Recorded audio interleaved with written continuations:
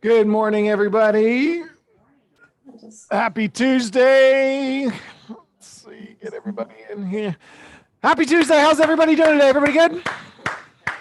Yeah, everybody good? Give us, we don't need music to clap. Come, you son of a, you had to do it off beat, didn't you? You had to do it off beat, didn't you? Happy Tuesday. We got May 24th. 6 days left in the month of May, so then we'll have 5 months down out of the year. What we're going to probably try and do is for the 6 month mark coming to the end of June, I want to have another kind of revisit class, like a goal setting type class, like we did about a few months ago, like 4 or 5 months ago. I'd like to do something like that. Let's see, watch out. So I'm going to jump into our agenda just so we can show you where we got. I got a bunch of topics that we want to cover today. We're going to start off with our contracts, closings, and listings taken. So last week, new listings taken. Stand up, round of applause, Mr. Logan Lauder. First listing, very first listing went on the market. What was it, yesterday? How many showings you got? 8. Any offers yet? Verbal notification. Cool. So anybody who thinks the market is really kind of coming to a halt, we still have, it's a $300,000 townhome coming on the market, still has a bunch of good showings and notice of offers. New listings, Robin Bennett, Sarah and Molly put a new listing, Sandy Tams, Maria Lauder, keeping it in the family. Good job, Maria. Good job. Robin Bennett, second listing for the week. Nancy Conley, Yvonne Roca, Robin Bennett again, and May Nakamoto and Kathleen Long. So whatever Robin's doing, she's keeping busy. 3 new listings on the market. Congratulations, girl. That's what we need right now is new listings. And then we're going to go to open sides of business, new contracts. New contracts, Rachel Markley sold her listing. Paul Mertz sold his listing. Sandy Tams, Carolina Page all sold their listings. Heidi Seddon, Aik Samore, and Tanya Estevez, Kalani Heyman, Robin Bennett, and Kalani Heyman again. Robin, you're a busy girl. And then closings, Mr. Ray Monahan, double-sided deal. Helen Williams, Rachel Markley, and Logan Lauder. The company double-sided that deal for closings. Laura Wolf double-sided a deal. Sarah Myers, Denise Brindle, Jessica Decker and Derek Carlson, Georgia Parker, John Evans, Darby Pfeiffer, Robin Bennett double-sided a deal, Laura Wolf, Celeste Chrisman, LaShunda Mangum, and then Robin Bennett. My goodness, if anybody wants to know what's in the water in Sun City, Robin Bennett is drinking it. Good Lord, girl, you are killing it. Congratulations, you're doing an awesome job. And we went over some A/B stats. Really what I wanted to mention is here on the stats, what are you hearing a lot of? We have to start controlling narrative a little bit more. So what are you hearing out there? Anything that you're hearing? I don't care if it's good, bad, ugly, and different. Anything you're hearing from buyers, sellers, anything at all, comments, anything at all? They'll sell my house at 4%. Okay. What about the market? What's going on in the market? What are they hearing? I'm not going to sell now. I'm not going to buy now. It's going to crash. There's a bubble. What do you hear? Anybody? Holding off? Anybody? All right. So just from week to week, we can see that the pending sales are the same. People aren't slowing down. People are still buying. Active homes on the market. We had 15 go on the market in the last 7 days, 22 went under contract. So there's still more people buying than there are homes coming on the market. If people continue to buy and sellers continue to hold off, we are just going to create a bigger demand problem, right? Which still creates supply and demand issues, which continues to drive prices. Even if interest rates are going up and demand is going up and inventory is going down, it's still going to continue to drive prices, higher interest rates. So higher prices and higher interest rates. If a buyer is holding off now because they're going to wait, if they need to buy something in the next 3 to 6 months, it's probably, just based on what's happened over the last 2 to 3 weeks, it's probably still a good idea that they stay active, because it's probably going to be longer than that before they see, if they see anything like that. There's a conspiracy theory going around that the Fed is raising rates so to make homes less affordable for home buyers. So less buyers are in the market to buy, less first-time home buyers are in the market to buy. And the hedge funds are buying all of the homes that are available to make it harder for first-time home buyers to buy. The same way, it's like 80% of the apartment complex buildings in the entire country are owned by hedge funds. And this guy says, well, I think that that's where they want to head to. They want the hedge funds to buy all the single family homes to make it even harder for people to buy a home. So the Fed is helping them by raising the rates and stopping people. Whatever you want to believe is whatever you believe and whatever you perceive will be your reality.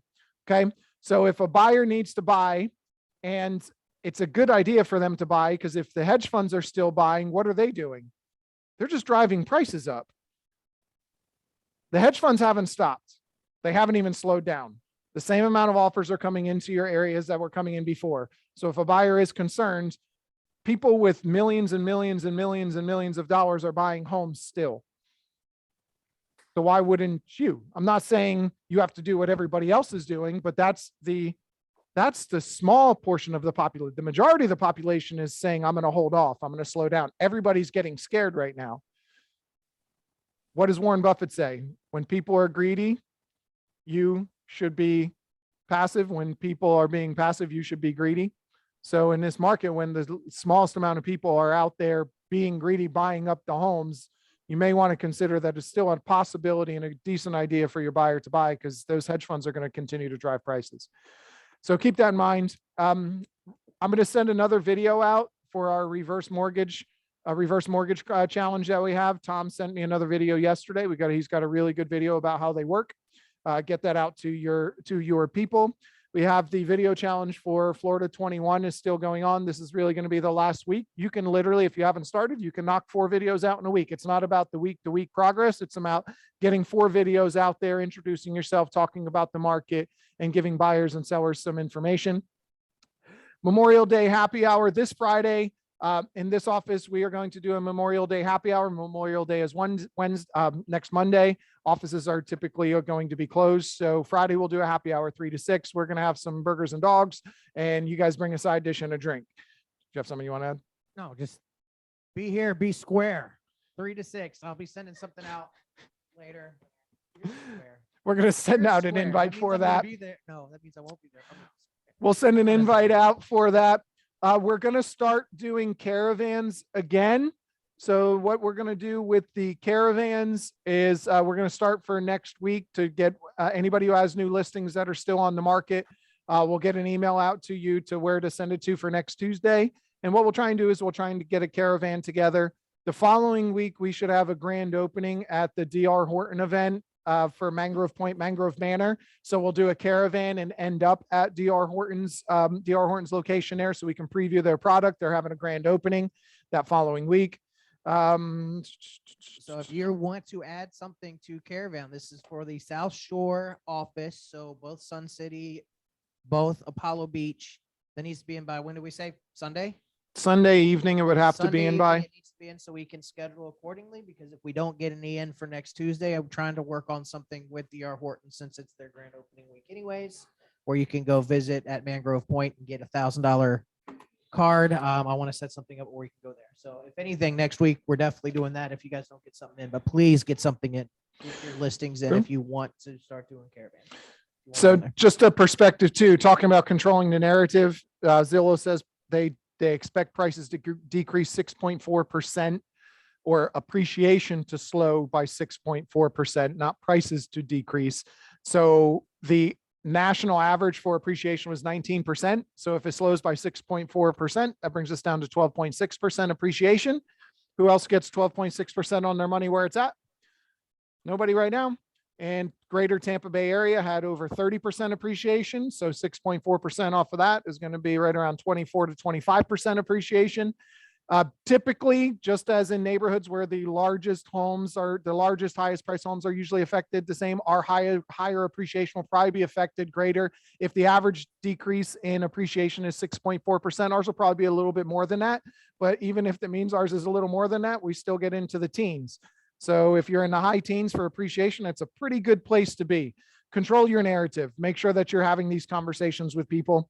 One thing that I ran into last week, we have a seller selling a home, pretty substantial home, doesn't need to sell his home to buy the next one, but is buying another home, pretty substantial price home in $1 million, both sale and purchase. The buyer needs an extension. The seller doesn't need to sell to buy the next one. He has plenty of money. just not all of it being liquid. So if this seller needs to buy his next home before this one sells, he can do it, but he is extremely panicked. Why? Anybody have any reason why he would be panicked? What's happened to the stock market in the last 2 months? Right? Dropping. It's dropping. Was crash, dive, whatever you want to call it, it's dropped. If all of his money is in funds that he has access to, and he's not penalized for pulling that money out, and he has to pull out, let's say he has to pull out $700,000.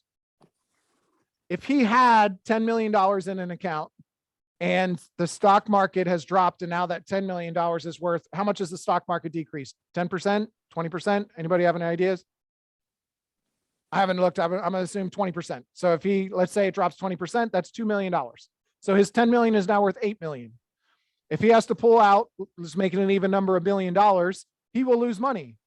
If the $1 million sits in there and the stock market rebounds, he has compounding interest on the $1 million that's been sitting in there. But if he has to pull it out, he has just lost 20% of that $1 million, and he's not going to get the compound back.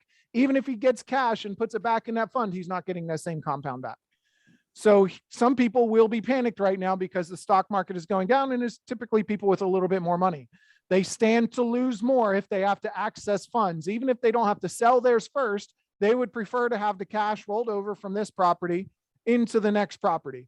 And they're not going to pay capital gains on up to a good portion of it if it was their primary residence. So they're going to save money on that side too. So just keep that in mind. It's just because they said they don't have to sell their home doesn't mean they still don't have anything to lose, and they may not panic. Okay. And these are smart, astute people. Just because they have the money doesn't mean they like throwing it away. The reason they got all that money is because they don't like throwing that money away. So just keep those things in mind, that is a very, very normal scenario for people. What should I do? Power of one more, tuning fork, or invite this gentleman up to speak? What do you want to do? Okay. Let's see. One last thing to talk about, and then we're going to bring Brandon up. There's a book called The Power of One More by Ed Milet. Very, very good book. I just started reading it, but I've heard a lot of the podcasts and discussions on it, and I've seen all of the chapters that are on it. It's a really, really good thing, really good habit to consider. If we are a product of our environment, which means we also are a product of our habits and our habituations. And if you have a habit of, we'll use the gym because it's easy. I have a habit of going to the gym 4 days out of the week. And when I lift weights, I do 3 sets of 10 repetitions on everything. Will I get used to that? Will my body respond the same to it for the rest of my life? No. And it's the same way with prospecting. If I have a habit of making 10 calls a day, will I start to get used to that? Will it become my norm? Will it become comfortable for me where I may feel like I'm not growing anymore if I'm doing certain things inside my business? There's this principle that says the power of one more. What if you created a habit of always doing just one more than what you set out to do? What if that was your habit? How hard would it be for you to actually habituate some of your actions? And do you think you would be in a more of a constant state of growth? Like if my idea is going to the gym, I'm going to do 20 minutes of cardio and I'll do those 3 sets of 10. What if I went in and I said, no, 20, I'm doing 21 today.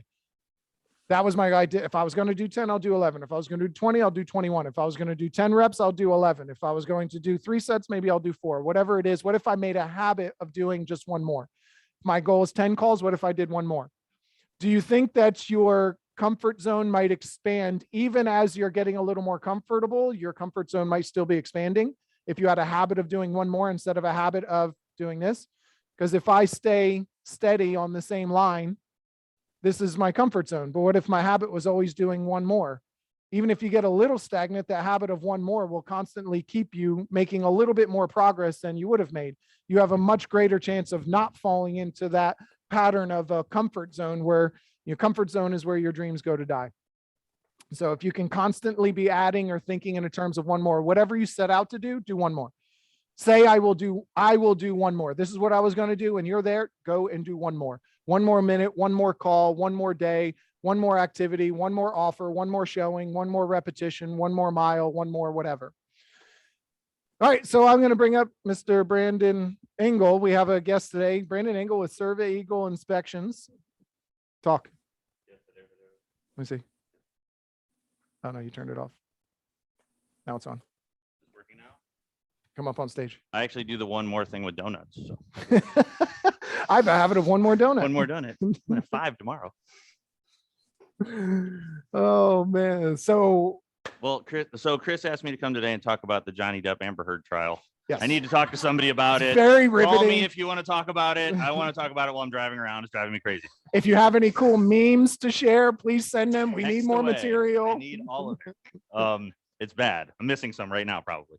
But no, I wanted to come and talk today a little bit about customer expectation when we're dealing with the clients and we're in the houses. Because there's such short discovery periods right now. I'm getting the joke we all had where, oh, my dad came, he's going to do the inspection with you. But I'm getting that on steroids now. Now it's like the whole family is following me through the house. And like, I can't climb down the ladder because they're all at the bottom of the ladder. Like, what'd you find? So I need everybody's help kind of setting the expectation that let me or the inspector go and you'll get your most thorough inspection. He won't be distracted. He won't lose his place. He won't miss anything if we're all waiting for him. And then at the end, we can all recap. And we won't be here all dang day.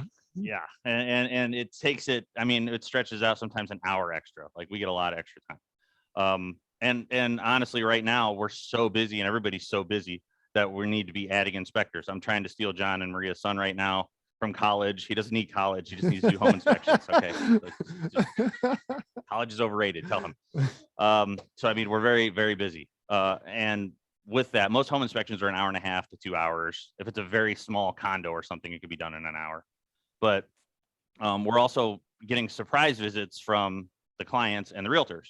So if you guys know you're coming, give us a text, give us a call, give us an email and say, hey, we will be attending. We're going to be there. Kelly Foreman's last inspection, I was in the master bedroom singing Girls Just Want to Have Fun by Cyndi Lauper, and I hear the front door close. And I was like, what just happened? I had to like pop out there because I was jamming out the 80s music. Yeah, I came out, like, you didn't tell me you were coming. Yeah, to put his shirt back on. And had my 80s hair going. It was bad. It was really bad. So the surprise is, let's just give us a text and let us know you're coming so that we know to be prepared for it. And a lot of times the doors will all be locked up and the house will be locked up too. So it's easier for you guys to get in. But yeah, with that, the client expectation was what I really wanted to talk about today, because it seems like we get a lot of questions. They're not sure what they need. They're not sure what they want. The next time we have an insurance company come, I'd definitely like for them to talk more about when you guys need a win mitt and when you need a 4-point, because that's changing constantly. It used to be if the house was older than 10 years old, we needed all the reports. Well, now it's if the house is older than 3 years old or 5 years old, they're asking us for these reports after the fact. So when the client calls us and says, what reports do I need? It's up to the insurance company what reports you need. We're almost like, hey, you should probably just get them all and then see which ones you need. But then that sounds like we're just being the greedy home inspector that wants to charge them for all the inspection reports. So really kind of talk to them a little bit and figure out, maybe even ask their insurance company, hey, we're getting ready to get the home inspection. What reports do you want? That way, when you order them, they're not getting stuff they don't need and they're getting everything they do need.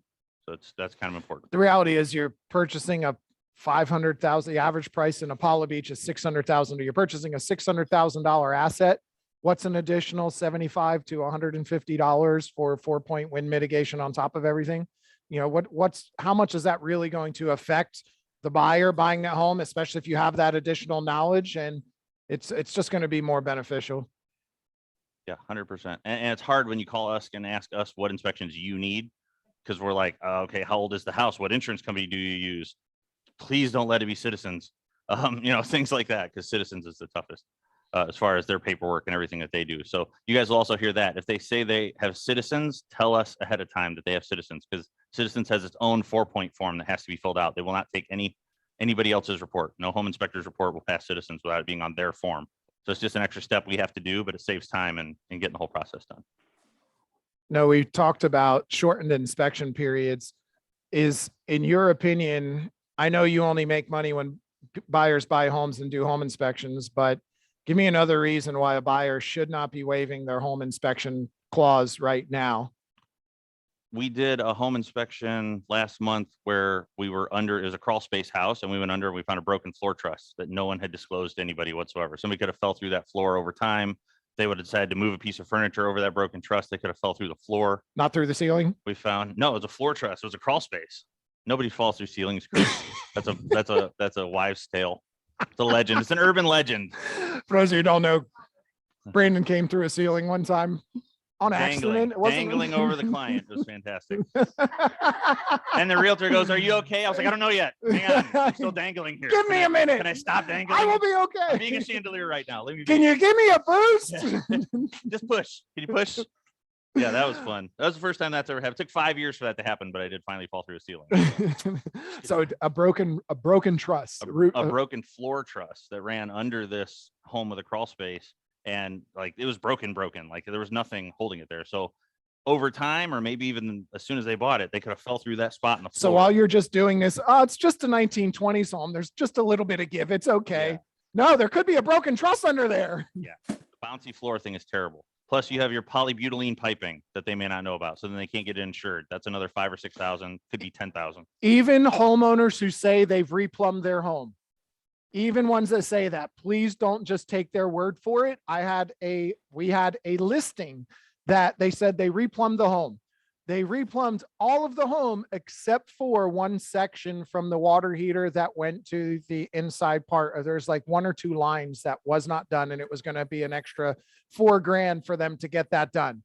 But they said it's been replumbed. Here's the invoices, and we saw it. It didn't say partial. It said home has been replumbed to remedy the polybutylene.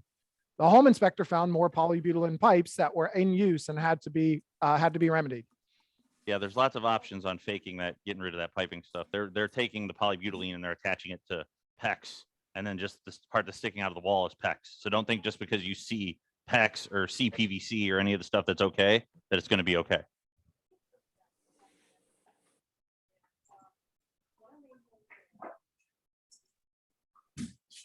Used to be what?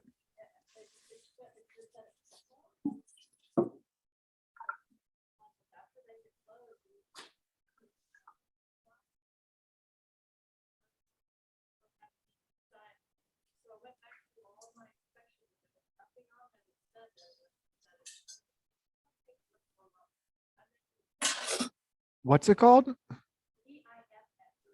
EIFS. And it's a siding or stucco? A synthetic stucco. Okay.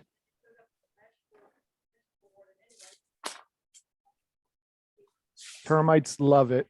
And you had a buyer buy a home that turned out it had that synthetic stucco, and then they got it. How did the insurance company find out about it? They came out. How would somebody know if this is EIFS siding or EIFS stucco or not? Yeah, how do you test for that? Yeah.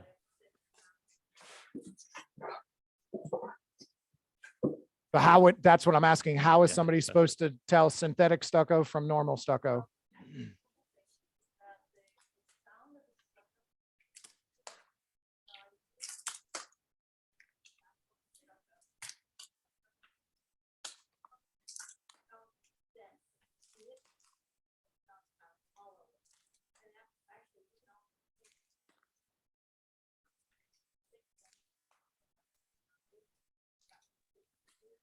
I know, but how is a norm? I've never heard of this type of stucco or siding, and I'm asking how is anybody to determine that? Because you can tap it with a pen, tap it with a key, and it sounds like something, but that's still not going to determine that that's what it is. You literally would have to chip at it and take it away and have it tested, or what? Is there a specific test they do?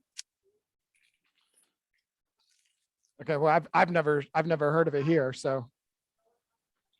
Next, I don't think I've ever seen it. yeah, I've never seen it. I've never heard of it. I don't think it's a common thing at all.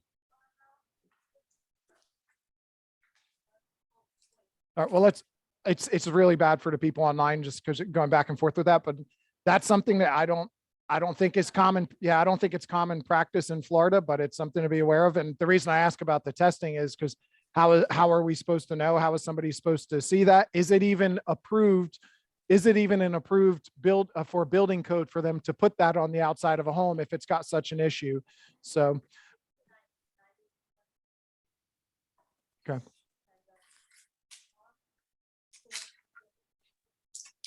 We'll go offline with all that stuff, but okay. So yeah, but I mean, this is a good example. Like I'm not. I'm actually amazed by, especially with all the remodel stuff that's going on right now, the people that are just slapping stuff up in these houses. And when you walk in, it looks gorgeous. Oh, look how nice this house is. It's all redone. Everything's perfect. And you go through and it's not perfect. And people are waiving their home inspections and saying, well, the house was just completely redone. You have no idea who just completely redone this house. You So, want along those lines, we had an inspection. The inspection was fine. They had issues. They addressed issues. This was a remodel home. And this is the one I think I mentioned 2 weeks ago. We found out this is 4 months after the buyer bought the home, that there was a remediated sinkhole on the property. Never disclosed. Was never disclosed. There was a sinkhole, never disclosed it was remediated, never disclosed they had permits, never disclosed they checked the box that says don't know about does past or present soil settling affect the property. Don't know. They had multiple companies come out. We found they had 2 separate companies pull permits on it.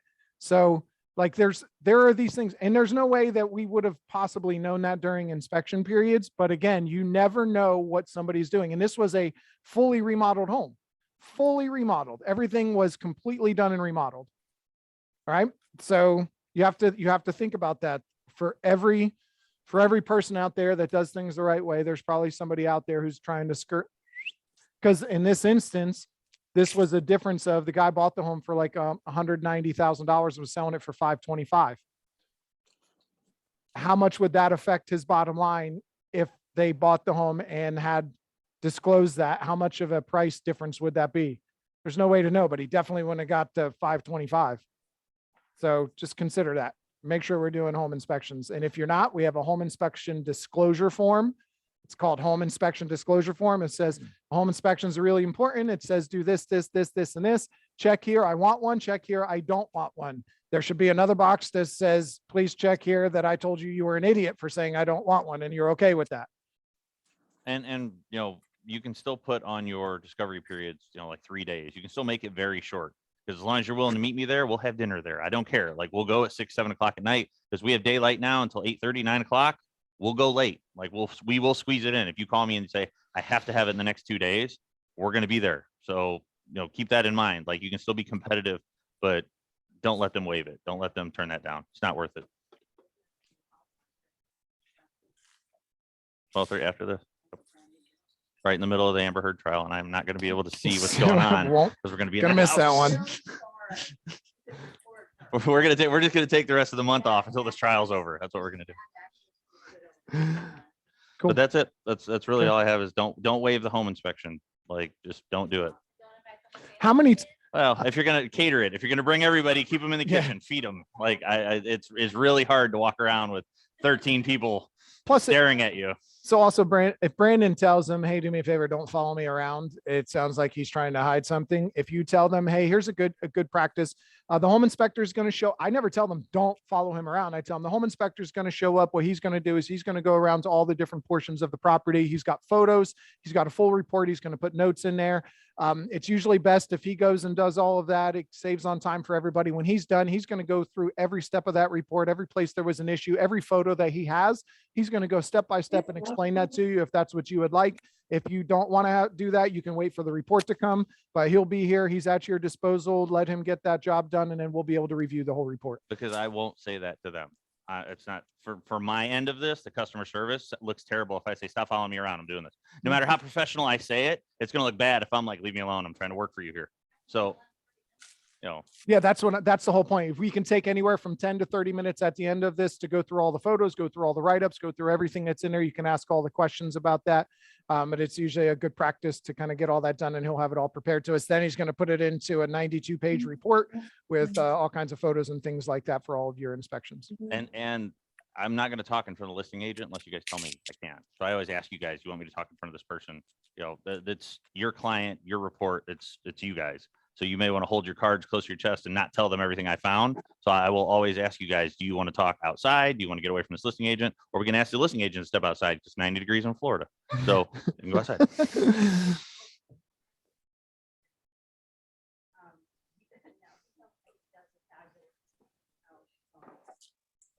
I don't use them.